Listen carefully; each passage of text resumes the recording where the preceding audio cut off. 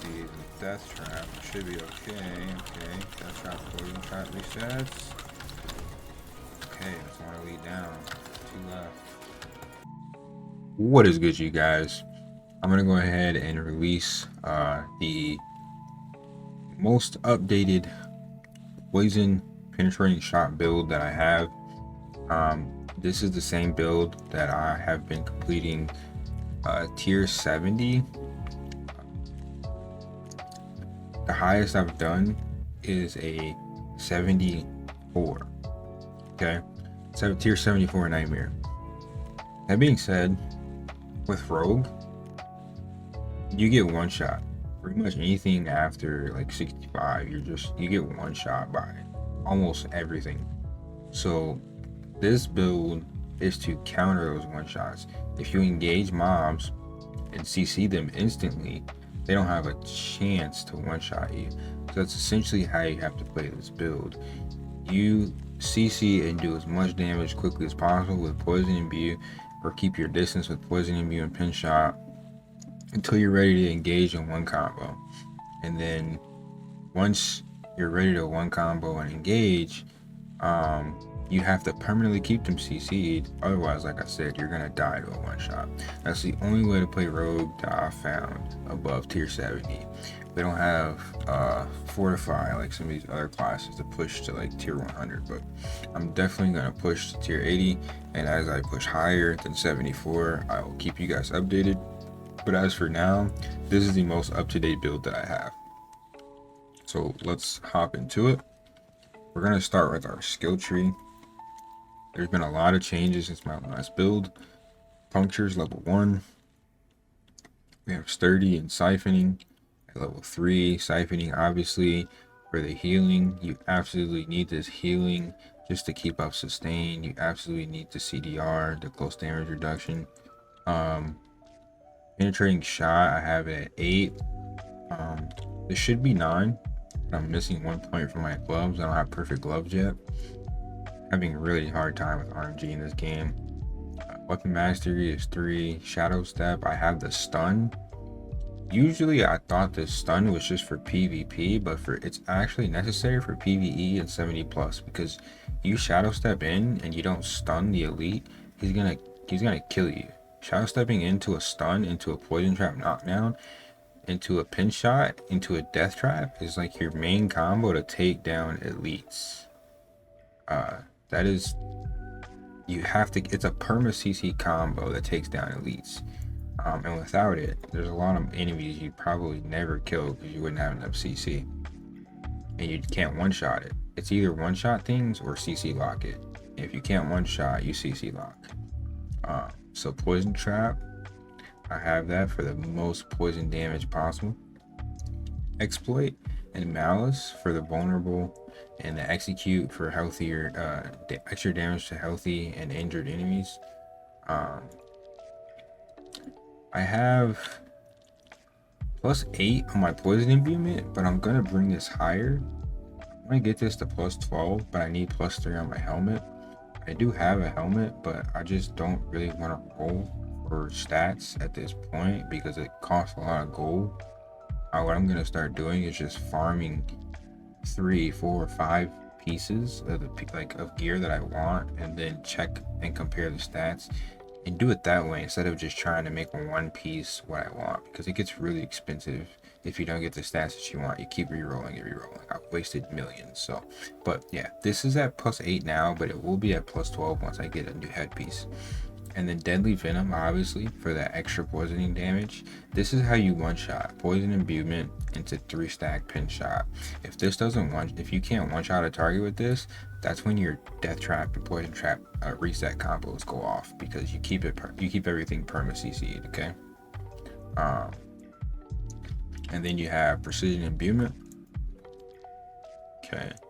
Intervention for the lucky hit on energy. You absolutely need energy. And then the extra crit upon poison trap and death trap. That way, again, you can keep your DPS up when you're doing your full CC combo. And then I have death trap, obviously, and then haste for the extra attack speed, or really extra movement speed is really clutch when you're dodging certain skills. It's really necessary. Adrenaline rush is just one, and then I'm using exposure. Now, keep in mind, you guys, this is my build for high tier dungeons. Now, if you are one-shotting stuff, you can drop Death Trap. You would drop Death Trap, and you would put these points into dash, and you definitely get the crit damage increase on dash. That way you can literally just shadow step or dash into a group, drop your traps, spam pin shot. It's one shot. You have the mobility, extra mobility of dash. But yeah, that's for mapping. Your dash, you drop death trap for dash if you're mapping, or you're doing hell tide, you're doing something that you can one shot most of the mobs. This build doesn't have as much mobility, but it has the CC locks. Keep that in mind, you guys. The variations are still there. Now for my Paragon board, there's been several changes, you guys. I'm just gonna go over it really quickly, and then I'm gonna drop it into the description of this video once I make the build. But yeah, I'm using efficacy glyph socket. I got rid of all my elemental and maximum life. Honestly, you'd want to go back for those stats if you're having a very hard time surviving. You definitely want to go back for those stats. I do have some nodes here that can be taken away from if you want to get back into the max life and the max resistances, because believe it or not, people say resistances don't matter. They do. They 100% do. I think it's the level scaling that makes it seem like they don't matter, because when something outscales you its level, you get hit a lot harder, so it makes it seem like your resistances don't matter. But I've taken this off and I feel significantly more squishier, but I do a lot more damage because I have other stats. Okay, now combat glyph, max life, knowledge. I took away my no witnesses because I don't need it. I don't need damage on death trap and poison trap more than it's already there. The damage of both of those are good enough on their own. What I actually need is one shots for poison imbuement. So I'm stacking more and more points and nodes into my poison damage. So again, most of the stuff is the same. Vulnerable damage, marksman damage from my ranger. And then I'm getting exploit weaknesses for vulnerable, 15% extra damage or 15 times more damage. Brawler and exploit again. Lawless, again, not getting legendary nodes. It's typically just not worth it to go all the way to the legendary nodes. They put them very far away. It's very annoying. I am using Bane here, you guys. But like I said, here are some of these. I have 29 points into strength. So again, you could technically like take out one of these nodes. I wouldn't take out armor. I'd probably take out somebody that's like 2% CDR, or you could take out armor and keep the CDR. It depends on you.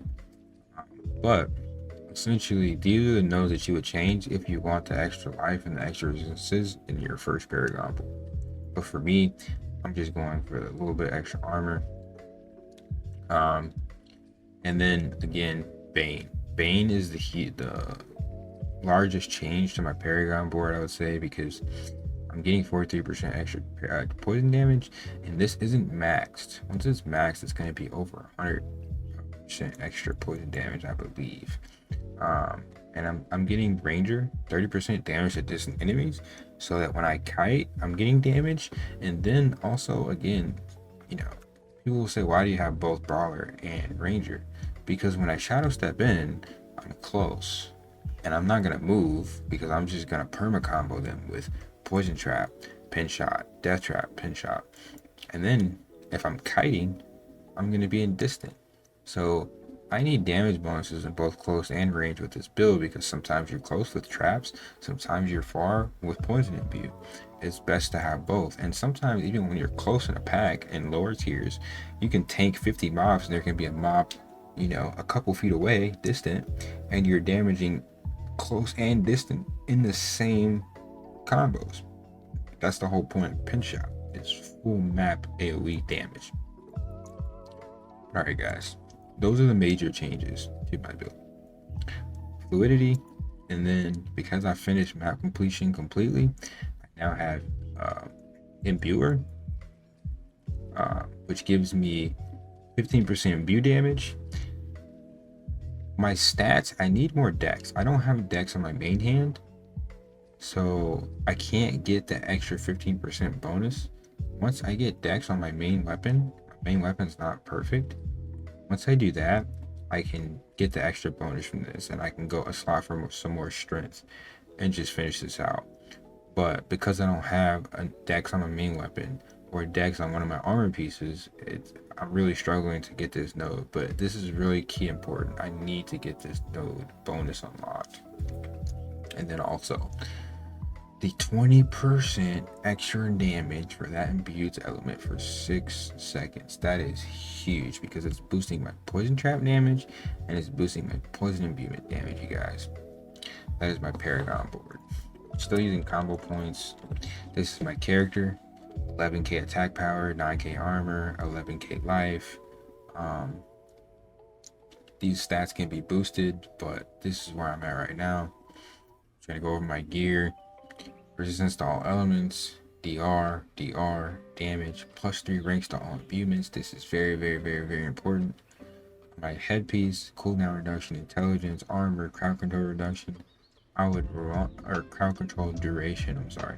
I would want to replace crowd control duration or armor or +3 to poison imbuement. That way I can get +12 poison imbuement. And you know, the 9% armor is kind of huge, so I'm leaning more towards getting rid of my CC. Obviously you can also get rid of int, but int is crit chance, so it really depends on you. But I would honestly opt to get rid of crowd control duration on this helmet or the poison imbuement. That's the goal. We'll see what I get. Vulnerable damage, trap skill damage, crit chance, damage to distant enemies. I would want to get rid of the damage to enemies affected by trap and replace that with crit damage. Vulnerable damage, crit chance, crit damage, damage to poison enemies. This ring is perfect. If I could duplicate that, I would. I have an A20 dagger with dex, bone, crit damage, all stats. I'm just missing core skill damage. Honestly, I want that on every piece I can get it, but I've had a hard time getting perfect pieces, so this is what I got. The dex, I need it again because I need that 15% extra on imbue, so I don't want to reroll that for core damage just yet. Core skill damage, again on condemnation. Condemnation is absolutely necessary. And then I have crit damage, bone damage, distant, and poison. This bow is good, but it is missing dex. I would rather have dex over damage to distant enemies because damage to poison enemies is gonna pair very well with my poison imbuement. Enemies aren't always distant with this build, it really just depends. So I would prefer to get rid of that for the dex. But RNG is RNG, man. Intelligence, strength, dodge change, movement, total armor, DR, dex, DR. And again, I'm just gonna go over the aspects really quickly. Attack speed, crit, pin, all stat. I'm gonna go over the aspects really quickly. DR on basics. Damage to a vulnerable enemy has a chance to daze them. This daze is huge, and sometimes it saves me. But sometimes you may want, you take 18% less damage from crowd control enemies if you're gonna rock Penitent Greaves. But I prefer the double shadow step with the daze. But this is more of a riskier build, whereas this is more of a tankier build. It really depends on you guys. But I have both sets just because. Like I said, chill always applies to the crowd control, so you always get the 18% less damage when enemies stand anywhere near you because your chill is going to hit them immediately. I've swapped out my gloves to have poison imbuement. It creates a toxic pool that replenishes my poison imbuement, which is going to let me spam poison imbuement when I'm sitting in mobs. gaining armor from the disobedience, double shadow step, extra imbuement potency for the one shots, penetrating shot, basic attack skill, basic attack speed, which is really clutch when stacking combo points. But you could also use the attack speed gain on crit from your core skill. But I prefer the basic attack speed because it's like 100% there, and you're always gonna basic with combo points. So those are my aspects. That is my gear. Those are my Paragon points, you guys. If you have any questions on this updated build, please let me know. Thank you for watching the video. Peace and love.